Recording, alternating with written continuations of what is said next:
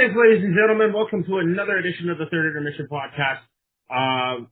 You aren't seeing our faces this evening, but you know what? It is what it is. So we're just going to do some audio stuff today.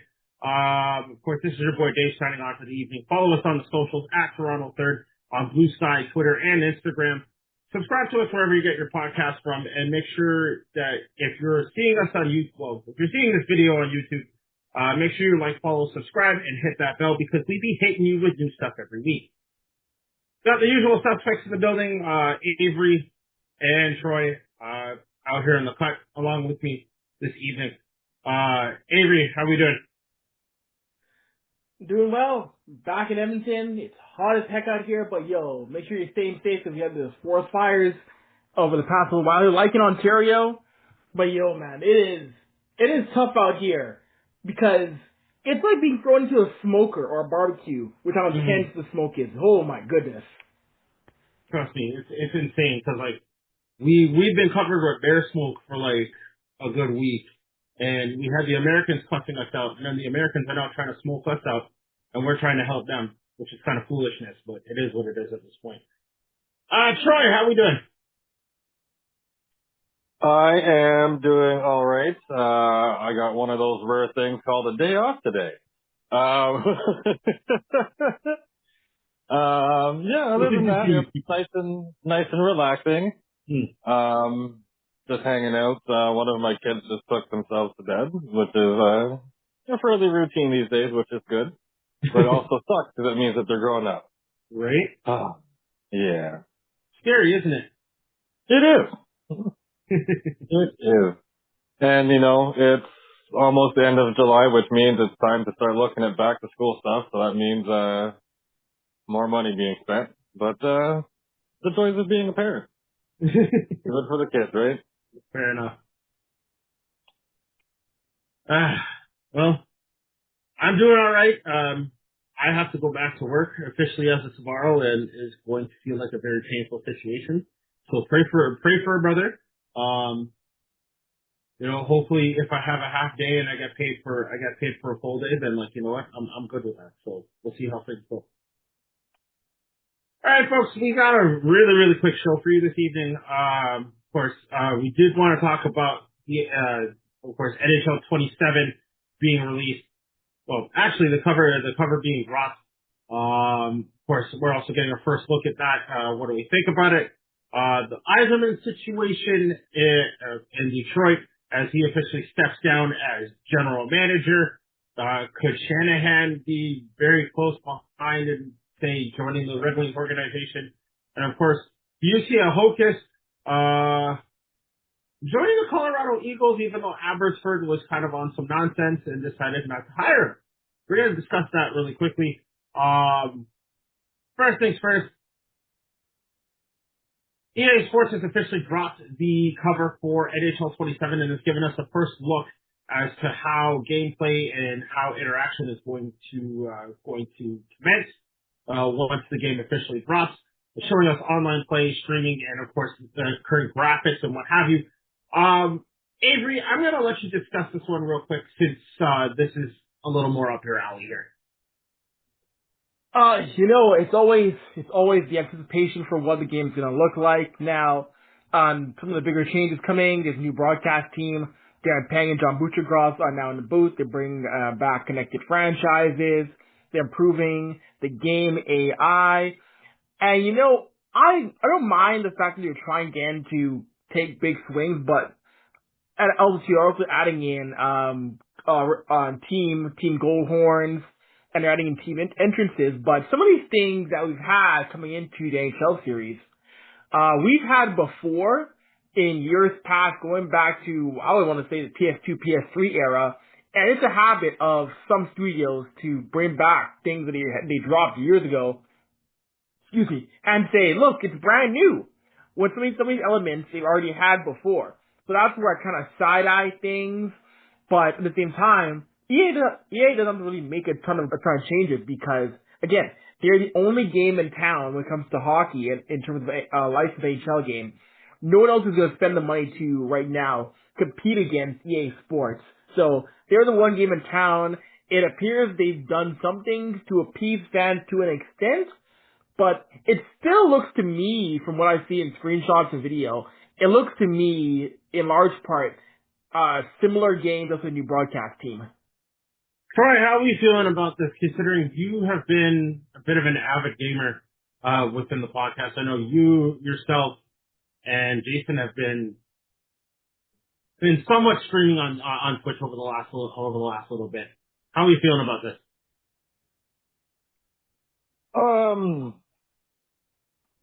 It's probably going to be an expensive game with very limited updates. Like I think the last one I bought, honestly, was the one with McDavid on the cover.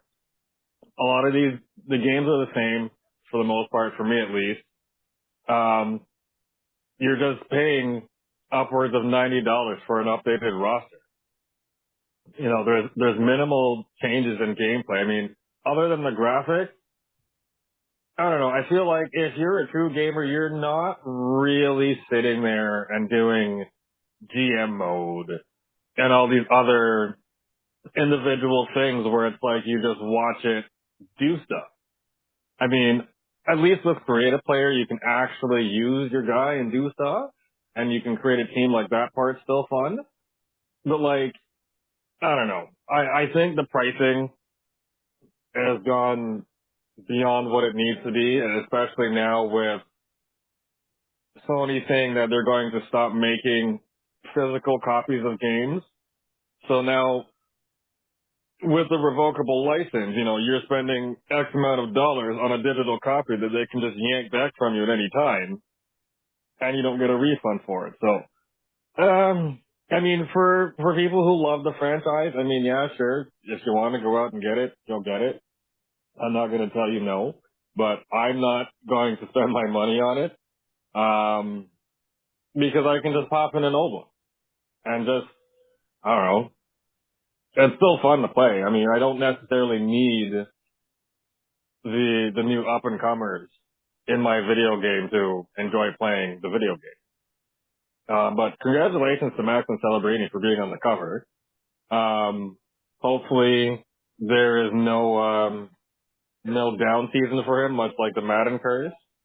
So hopefully he continues to do well for this upcoming season, which is now 84 games. That's kind of a little wild even for me. But, you know what? 84 games is 84 games. It is what it is. You know, it's been a long time since I've actually done any sports game since I used to play NHL 04 on PC. And yes, I'm dating myself a little bit, but you know what? Who gives a damn at this point? Honestly, I am excited to see a little more gameplay. I am also excited to see how, say, online mode would work and not get called a hard R by a little white kid. But like, at the same time, like, you know, I'd like to be able to, you know, play a game without getting cussed out by some 10-year-old. Ideally speaking, I kind of want to test it out for myself. I do miss the occasional NHL video game, or like, say, any sports video game, to be honest with you. Of course, playing NBA 2K is like, will always and forever be the highlight of my life, when it comes to gaming anyway. But, you know, it's mind boggling, because it's like, you know, another season comes out and it's like, you gotta drop $90 to $100 for it. And then it's like, okay, it's like, say, for example, you pick up like, I don't know, WWE 2K25. It's like, you gotta get this DLC pack where it's like, you got like 17 different wrestlers and what have you. So like, I feel like the NHL is probably gonna do the same thing. It's like, okay, you bought the deluxe pack, you get this DLC where you can, you know, put a toupee on Gary Bettman's head. But what? Or it's like, you could go into board of governors mode where you can like literally simulate like, say, changes for the league. It's just, I really miss the days where it's like you could literally just grab a copy of a video game. It's like you don't have to buy all this downloadable stuff, and it's excessive. It's extremely excessive, and it's not necessary. You know, like, Yeah. I want to, like, you know, be able to play the game, update my roster, and, you know, update my roster so, like, the next year, you know, maybe, like, if you're going to have that downloadable content, right, then, like, say, give me a physical disc starting from, like, God knows when, like, I don't know, 2006, and then start or work your way up in that situation just to upgrade everything, you know? Mm-hmm. You don't necessarily have to keep consistently buying copy after copy after copy, and the next thing you know, it's like, you're running the situations where Sony is basically circle jerking themselves saying, we're not going to do any physical copies anymore. It's like, yeah, you're going to lose a lot of money that way. You're also going to catch a death launch from, like, say, like 90% of your fan base. And then again, that's just me. But I think what the NHL and EA Sports should do with this 2K franchise, they need to make a mobile game. Because, I mean, NBA 2K has a mobile game. NFL has a mobile game for Madden. Like, like, MLB, they have different versions, but it's not quite like the MLB, the show that they release each year is like their main game. Mm-hmm. With, at least with NBA and the Madden one, you don't, like, when you don't have to, you're not stuck playing a certain year, right? Cause like, the mobile ones will auto update to the current season and update your roster. And you don't have to pay for stuff unless you want to. Like, it's free. And at least for me as an Android user, you know, going through the Play Store looking for an NHL game, you can't find them. It's all knockoff, like 32-bit bit games and things like that. But like, you're not getting the true sense of playing 2K on your phone like you would on your TV. You know, and I think if they did it that way, if they put it, you know, release, or at least have a development team make one for the mobile, and then at least that way you've got more eyes on it that way, because a lot of people are on their mobile devices these days, right? Mm-hmm. How many people are actually sitting at home, unless you're streaming or like you're gaming and like you're earning a living doing this. But I mean, like, the average person, they're on their phone or they're on their tablet and they're not even at home. Right? So it's just like, if you make the game a little more accessible that way, you know, you kind of market it a little bit more. I don't know. That's just my thought. No, oh, sorry. Go ahead, Avery. Because I hear what you're saying, Troy, in that, but one thing I do, as someone who's been to the EA studios in Vancouver, or sorry, Burnaby to be exact, is one thing is that the actual resources compared to FIFA and other games that are made in Vancouver, the resources there are so limited compared to FIFA and other sports that they make at the company. And one thing too is that I think the reason why there isn't a mobile game, I think they're scaling to, okay, we could do it, but how many downloads will we get of an NHL game compared to mobile EAFC, mobile other games? Because that's one thing is that the NHL player base compared to FIFA, or you look at like 2K, what they have, the player base for NHL is still so low compared to the other major three sports in the continent. True, but I mean, like, when you look at it though, I don't know, it just seems weird that this isn't an avenue that they would try, at the very least. Like, I'm sure, like, if it's a licensing thing, okay, maybe I get it, but like, it's a video game. You can't tell me that these guys don't have enough. And like, I'm sure there would be downloads. They just haven't tried to see it. Scared money don't make nothing. Fully agree. I can't really say much else against that, because it's like, why do we really need, you know, another copy saying like, or another copy of the same video game from how long ago for like $90 plus tax US, maybe $105 Canadian plus tax, just for the same features we got last year. It's like, oh, there's an updated goal horn, and oh, like, well, you know, we have all the rookies from whatever. It's like, okay, so unless the gameplay is to the point where it's like you're physically doing it yourself, and like you can literally virtually be the player that you want to be on the ice, and just do all of that nonsense, right? Like, I mean, yes, of course, it has been a concept that's been around in the past for how long, but like nobody's really done anything. Like, why not just, again, as to go to Troy's point, why not just make a mobile game at this point? Everybody's on their damn phone all the time. Why not utilize it and make the most of it? Right, and I was also going to say, too, like, we're already streaming X amount of different things. We have subscriptions to X amount of different things, like Netflix, Crave, Amazon, Disney Plus. Disney Plus, and all the different things within Amazon Prime just to watch something. TSN, Sportsnet, all these different things. So if I'm the NHL and EA Sports, why aren't you looking at it as if they already they should be looking at it as like what's one more app? Because if people have to download all these other apps just to watch different things, what's one more app to play a game? No, They'll make space. If they want to play it about enough, they'll make space on their phone. Honestly, it's just mind-boggling to me that this is still a thing. But at the same point in time, I guess, like, look, if you have to make your money, you have to make your money.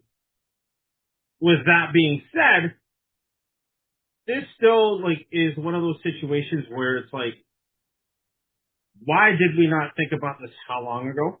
And, why couldn't we figure it out from there?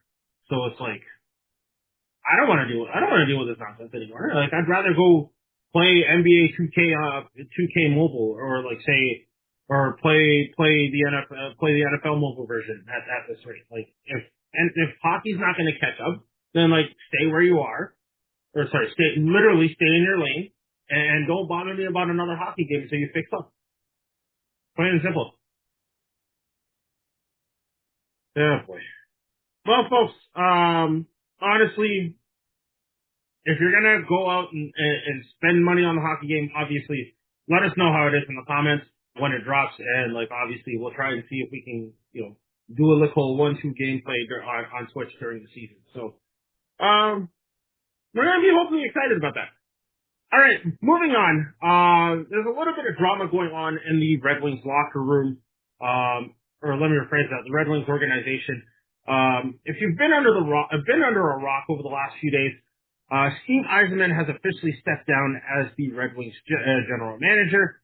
Of course, Red Wings have not made the playoffs in the last little bit, and of course the Dylan Larkin situation is kind of starting to rear its ugly head to the point where, say, Dylan Larkin is only trying to leave towards like say four teams. Minnesota obviously being one of them, same with Florida. And of course, I guess the smartest thing you can do is like, you can't really trade your player if you don't have a GM in that situation. That's kind of smart, but at the same time, it kind of just creates a little bit of chaos. Troy, I'll start with you. How ugly does this situation look right now? Oh, this is, well, it's not super ugly, but it's getting there. Steve Yzerman stepping down, just kind of further solidifies that whatever his quote unquote Yzer plan was, didn't work. I'm not sure if this is a Detroit thing where it's like former players, like they take a part of their name and make it some kind of plan, like the Santa plan, the Yzer plan. Does anybody have a real plan?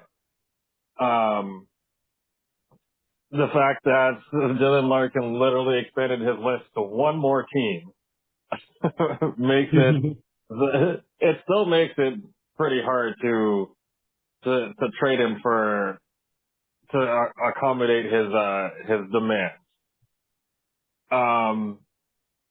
I mean, like you said, I guess the silver lining is that if there's no GM, you can't really trade him.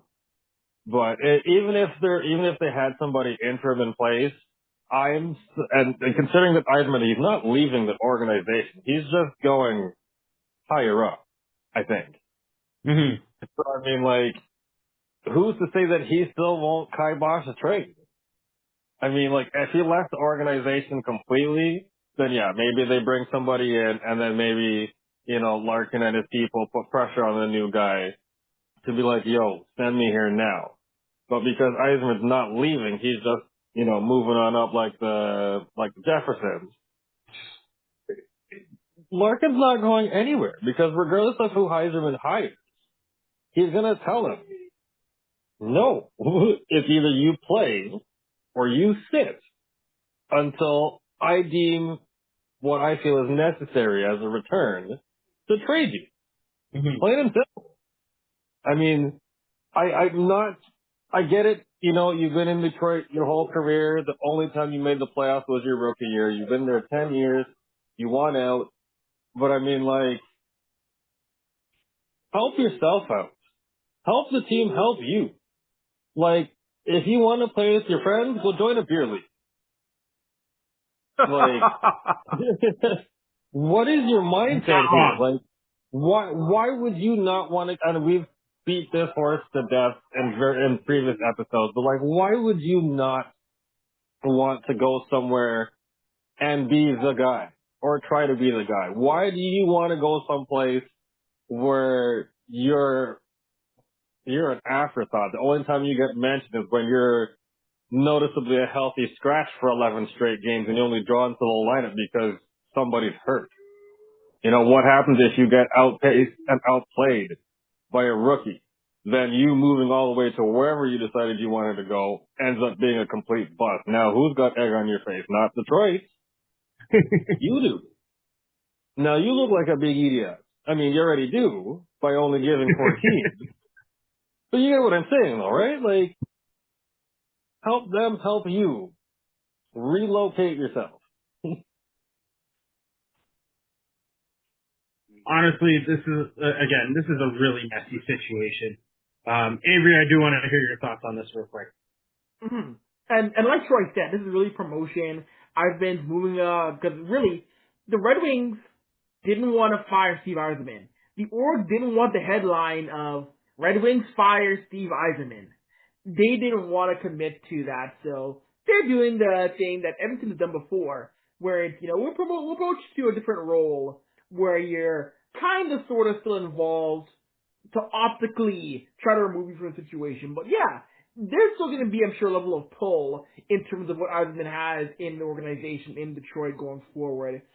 And when it goes back to the Dylan Larkin thing, like we've discussed before on prior shows with his situation on how he wants out. I said before in this podcast that if you ask for a trade with a no movement clause, first of all, I think it's too many. I'm very pro player, but there are 245 in the NHL. 245!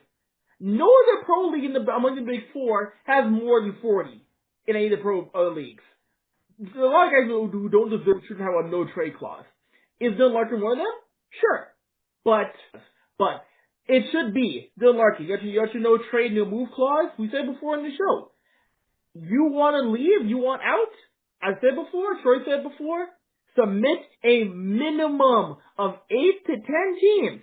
No more 3 teams, no more 4 teams. If I can't get one of these teams, I'm not going anywhere. I don't want to be dealt or whatever. Like Troy said, help the team out so they can help you. And I do think, I said before, I do think the next CBA, there will be an amendment to no trade, no movement clauses where a player will be required to submit a certain number of teams that they can be dealt to. It will no longer be a thing, my prediction, in which you can submit any number. I think next CBA, the owners will mandate or want to push for, you have a no trade clause, you want to trade, you must tell us at least 8 teams you can go to, 8 or 10.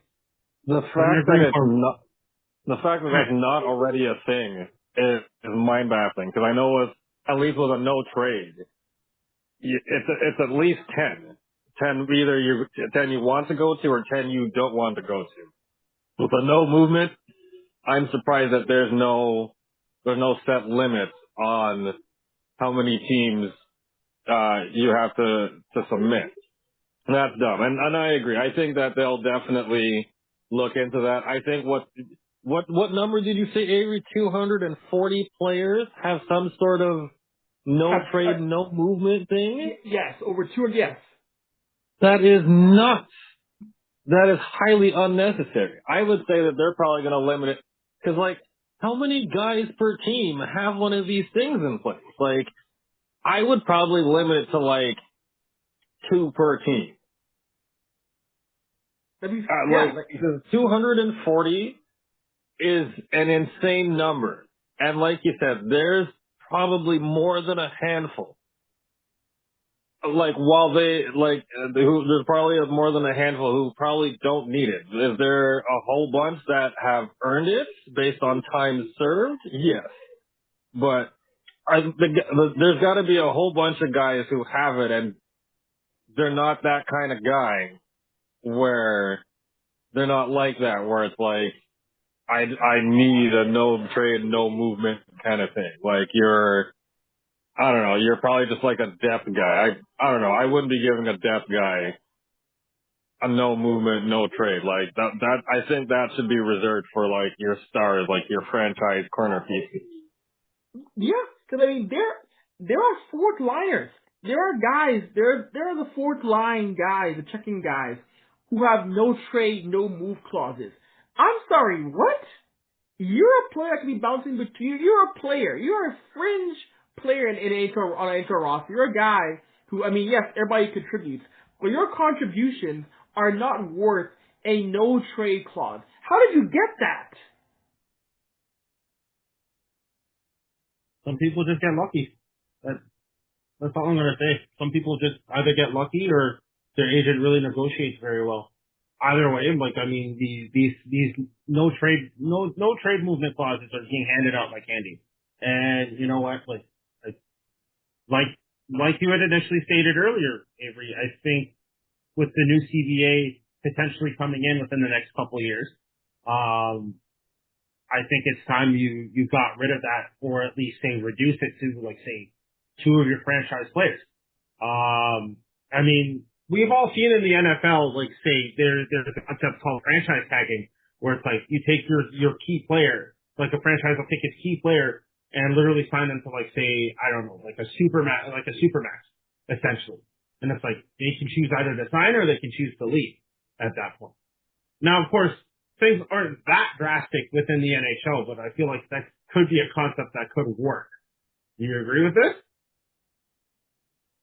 I don't know if they're ever gonna have like a franchise tag model in hockey. I don't think that's a thing that could ever really work for the NHL, but I do see what you're trying to say with that, but I do think there's going to be a point where, yes, the owners are going to say I think the league and owners are going to fight for a limit on no trade clause in terms of how many per team. I think we're going to a head road. We're going to come to a fork in the road in which there'll be a day in which you can't have 5, 6, 7 guys on a roster on a no move, no trade clause. Eventually that's going to break. It's going to have to.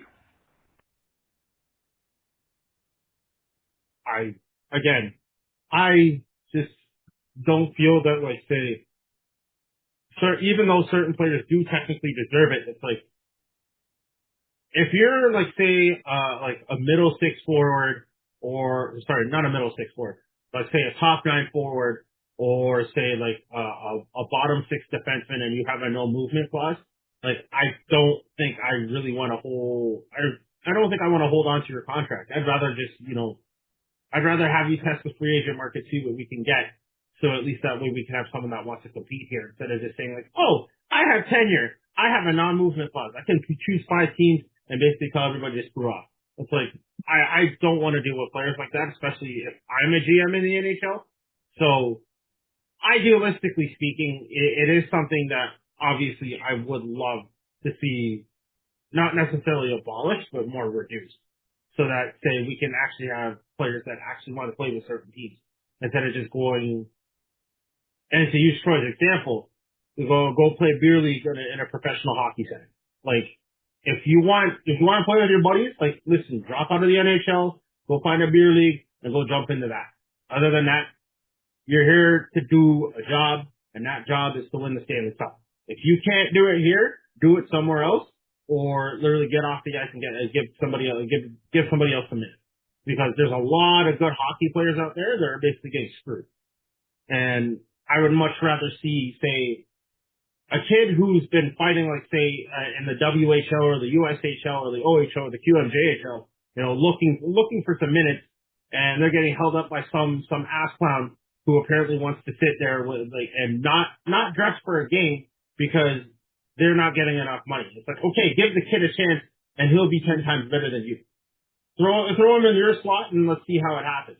You know? Type of thing. But I digress in this situation.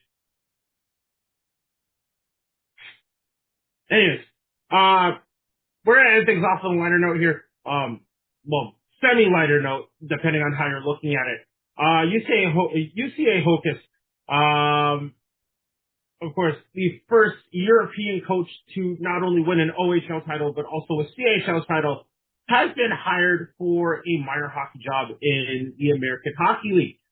He is now officially the head coach of the Colorado Eagles.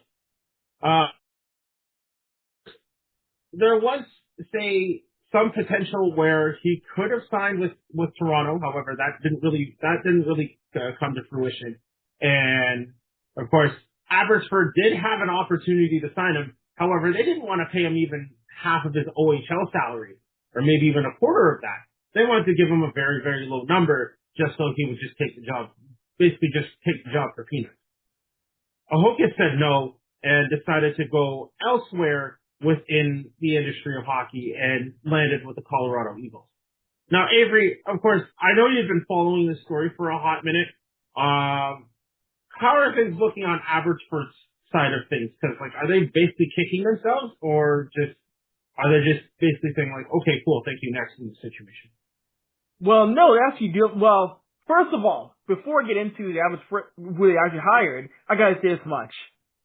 One of the better coaches in the CHL, you didn't want to pay even an OHL salary for him? Francesco Aquilini, come on! Be so for real.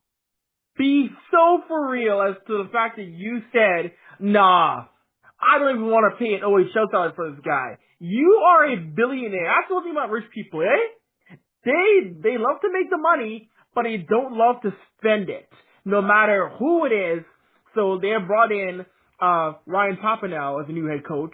Well, actually, he's a very good head coach. He coached the Brooks Bandits in the AJHL, now the BCHL, as one of the better teams in all of junior hockey, no matter what level. So I'll give them credit bringing him on. He's a very good head coach. He was a very good head coach in the BCHL. But the fact that this org, from jump, said no, we want a coach for cheap in professional hockey. This ownership group is something else, Dave. Francesco Aquilini is something else, dude. Oh my gosh. Oh, boy. So in other words, it's just a case of rich billionaire thinks he can get something on the cheap, and, you know, it's like, oh, well, you want UCA, do you have UCA Hocus money? No? Well, we have UCA Hocus at home. And next thing you know, it's like Abbotsford is like probably like dead last in the Pacific Division again in the AHL. I'd probably see that happening. Troy, what do you think? You remember that episode of The Simpsons when Springfield Elementary is falling apart and Skinner's like, I don't know what to do. And Fat Tony comes along and he gets the school built for cheap, and then it falls apart because it's made of paper mache. Yeah. Yep. That is the Vancouver Canucks. Because what do you mean you're trying to pay the man peanuts on the dollar? Like, you're trying to promote this man and you're trying to give him entry-level money? I beg your finest pardon. I don't blame him for being like, nah, if that's the best you've got, then I can find the best somewhere else. For as long as I can remember, that organization has been a mess on and off the ice. And I see that it continues, which is too bad, because I'm sure that there has to be somebody with money that isn't tied to Rogers somehow that can purchase the Canucks and turn the franchise around. Because, I mean, the only Canadian team that really needs to be the laughing stock of the NHL has to be the Ottawa Senators. But, you know, that's neither here nor there. But, yeah, Vancouver's a complete mess. He needs to, Aquilini needs to find a buyer so that way he can focus on whatever is happening behind the scenes, because it's leaking into the on-ice stuff and it's not looking good.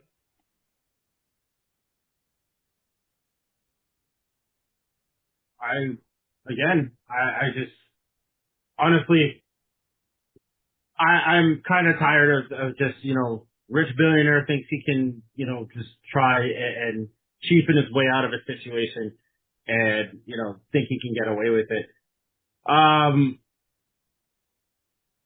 Do I really want somebody with Rogers level money to come take over the Canucks and literally have ownership of another Canadian franchise? Probably not. Cause it's like, again, if we're really being honest here, Rogers already has enough ownership of, let's say, a number of things sports related within this country alone. I mean, they have naming rights to Rogers Place. They have naming rights to Rogers Arena in Edmonton. They own MLSE. They have a stadium up in like North End Toronto near Downsview where you can basically watch a decent concert for an overpriced ticket. You know, they have control over, say, television, internet, cell phone, and home phone at this point. They're basically Bell, but in a different color at this point. And it's like,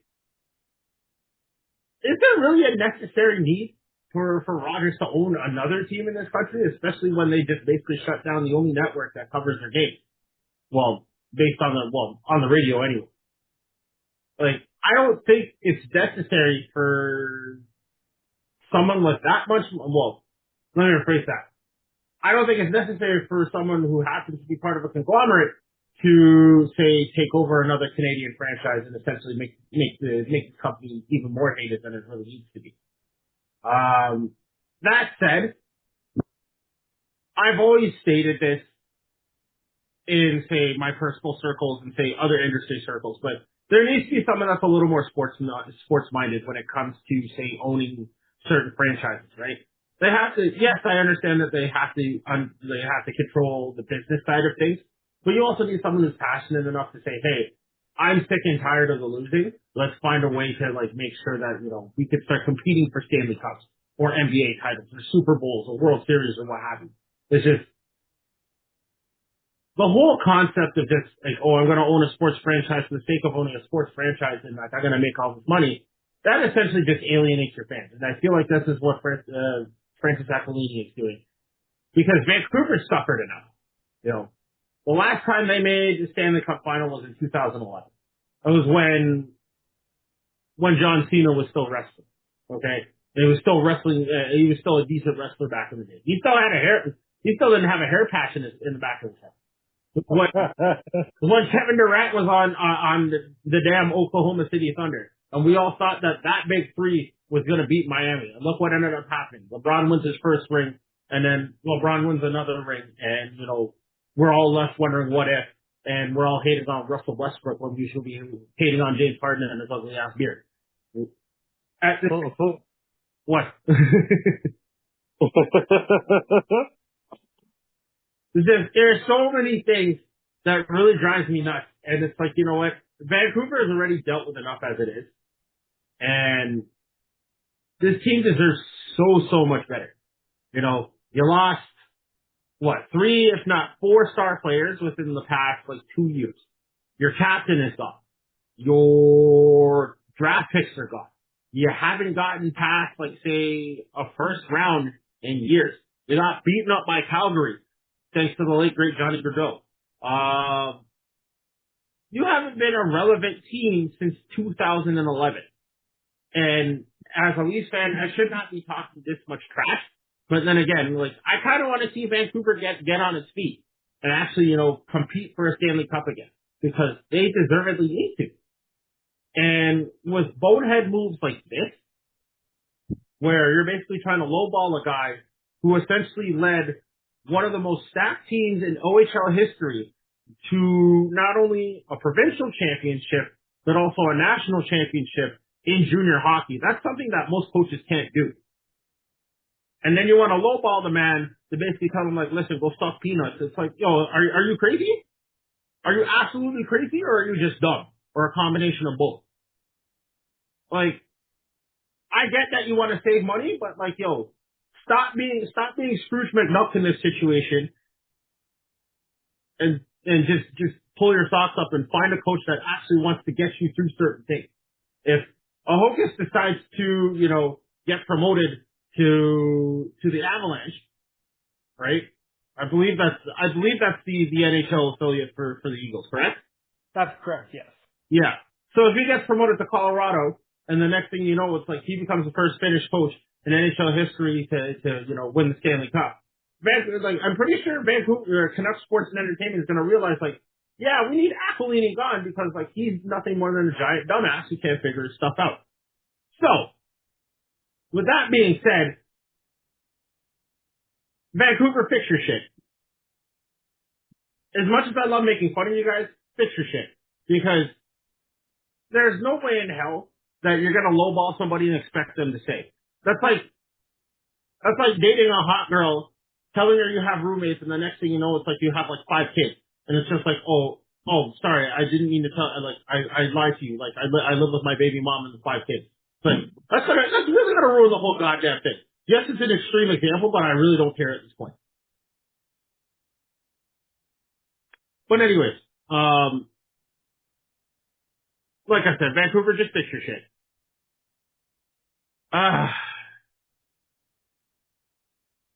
And as I'm done ranting in this situation, just want to clearly state, the World Cup officially being over now, yes, we can focus our attention back to hockey. Obviously, we do want to look at the Jays real quick, but the Jays are kind of just, plummeting a lot harder than they need to be right now. And of course, Avery and myself, we're still trying to keep an eye on, say, other Canadian aspects, of course, and try and get more guests on the show. So, of course, there's going to be a lot more content before the hockey season starts. So, of course, stay tuned. And before we go, yes, what thoughts on an 84-game season? Do you think 2 games makes a difference?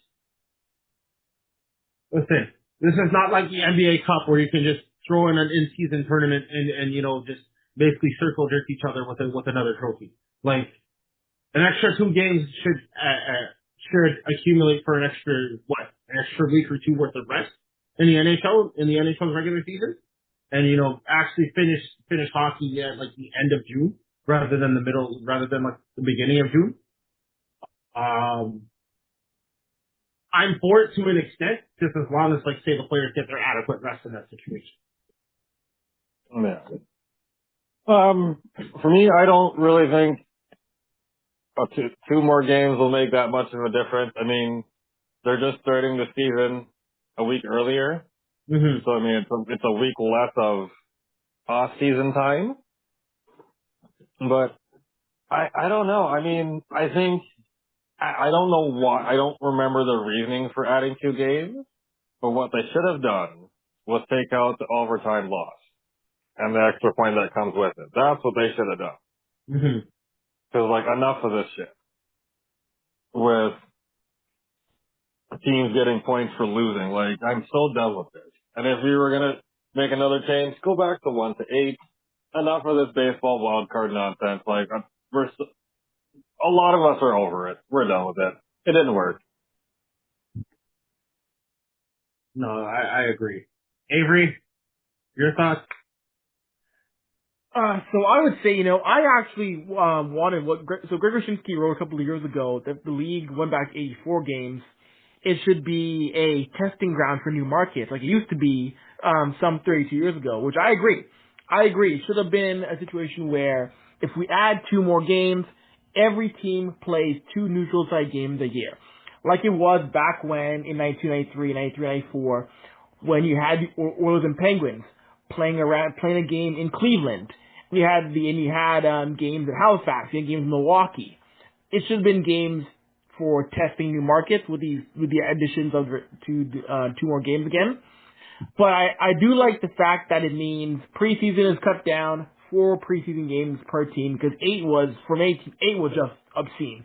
Way too many games that were not too many games when we knew who were going to be for a lot of these teams. So I want to see how this is going to work out. Again, I'm glad to show the shorter preseason, but I wonder how the players feel about 2 more games. I guess we'll find out as the season goes on. Well, other than that, that's pretty much our show for this evening. So, great point to end off on. Of course, the NHL schedule has officially been dropped. So make sure you check out your favorite team's schedule and see when they're either coming to Toronto or Ottawa or Buffalo, depending on how much money you want to spend. Avery and Troy, thank you very much for coming through. And of course, I want to thank you, the listener, because as I keep saying every episode, we can't do this without you. So thank you for letting us grace space between your head top. We'll be back with another episode later this week. And until next time, drink your water, mind your business, buy Canadian, don't buy American, and deuces.